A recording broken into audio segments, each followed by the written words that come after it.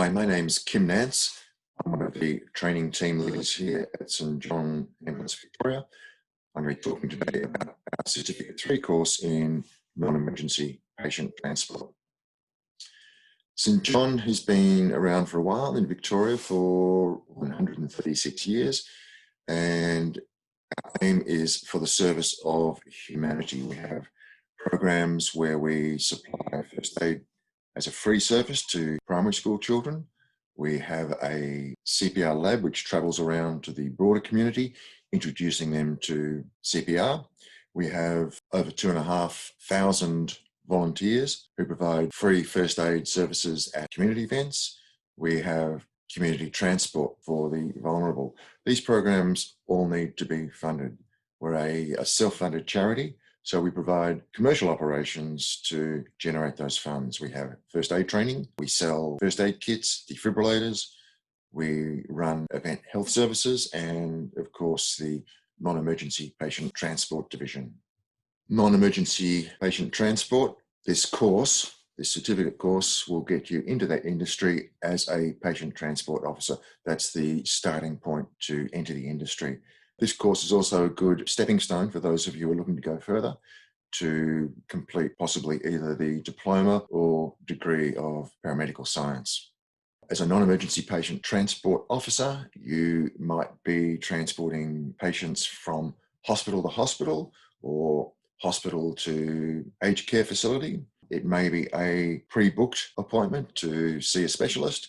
It might be a regular dialysis appointment. Or it could be responding to a 000 call, an emergency call, which has been downgraded by a clinician to non-emergency. So someone's had a minor injury in a home, in a house. They may have come up with some illness, but this situation has been deemed to be not time critical. That's what differentiates us from emergency ambulances. So one of the things that differentiates us from emergency ambulances. So not time critical. If there is a delay in getting this person to hospital, it's not going to be the end of the world.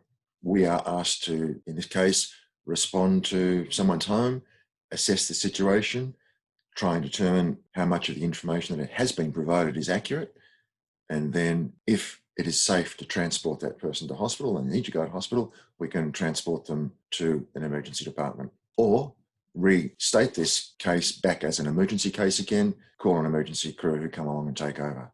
So there's quite a lot of variety involved in the role of a patient transport officer. Every job is going to be different. That's, I guess, what makes the job interesting and rewarding, being able to help people, try and make them feel a little bit better in what's probably not too good a day for them to start with. The St John non-emergency patient transport course normally runs over about 6 months. Some complete it in less than that, some take longer, but we try and encourage people to get everything wrapped up within 6 months. There's 13 units of competency that need to be completed. We used to run it as a 3-week course face-to-face. Because of the pandemic, we have reduced that down to the minimum, which is 12 days face-to-face. After those 12 days, there's workbooks that you need to complete in your own time. Go home on your computer, complete those workbooks, send them off. They're corrected, sent back for alteration and processed that way. We used to also send the students off for observer shifts. We'd send them out with crews on the road to watch, see what happens. That has been put on hold for the time being because of the pandemic again. So instead, we're running what we call simulated observer shifts. So we still use ambulances, we still drive around and assess patients, but they're not real patients. We take it in turns of being the patient. And assessments are made on the condition. We then work out what management needs to be put in place for that patient. If necessary, transport that patient to a simulated facility and hand over to a medical person. So yes, you don't get to go inside hospital, but the upside is you do get to do a lot more hands-on stuff than you would on an observer shift where you normally don't do anything except watch. So in this case, you get far more driving experience and much greater practice at managing, assessing a patient and determining how you're going to go about managing and moving that patient. So in a lot of ways, it's actually a much more valuable proposition. This St John course is a full fee paying course. We don't have government subsidies at this stage. If you have any pre-existing qualifications, they may be related to this course. There may be units that we can either credit transfer or provide a recognition of prior learning RPL. So if you do have prior learning, send us a copy of your statements of attainment. We'll look at those and see if any of those units can be credited against this course. There are no academic prerequisites to enter this course. You do need to have a full driver's license. P plates are not acceptable. You need to have a current working with children check and a current police or crim check. The working with children check can be a volunteer or employee one. It doesn't matter at this stage. For employment, you'll need an employee one down the track. For employment within the industry, you'll also need vaccination. That's something to be aware of. Not required for the course, but certainly for employment, vaccinations are a prerequisite. You need a USI. If you don't know what that is, we'll help you with that. We need to see photo ID. Communication is a huge part of this course. You need not just passable, you need actually good English language skills. You need to be able to communicate with the medical person that you're getting a handover from. You need to communicate with the patient. You need to be able to communicate with your partner, with the dispatcher who's sending you on these cases. Communication is a very vital part of this role, so good English language skills are going to be absolutely essential. You need some sort of computer device, a laptop or a tablet, because the workbooks will be done electronically. Therefore, intermediate word processing skills are going to be sufficient to complete those tasks. People often ask me, what are the job prospects like? How likely is it that I'm going to get a job once I have done this course? And the answer is, it depends. Jobs come up pretty frequently. There's a lot of turnover within the industry. That's because we have a lot of employees who have a Bachelor of Paramedical Science. They have the degree, which would normally get them a position with Ambulance Victoria as a paramedic, but there may be a waiting list of 1 2 years. So during that waiting period, they work within the non-emergency patient transport industry before they eventually move on.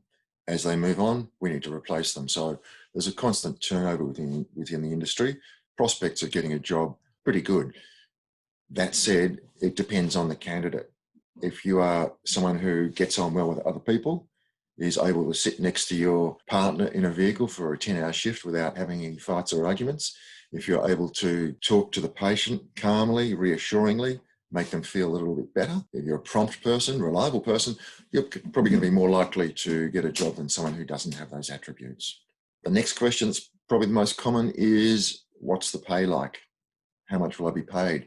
That depends. It depends on whether you're full-time, part-time. It depends on the time of day you work. Evening hours, nighttime hours generate a higher rate of pay than normal daytime shift.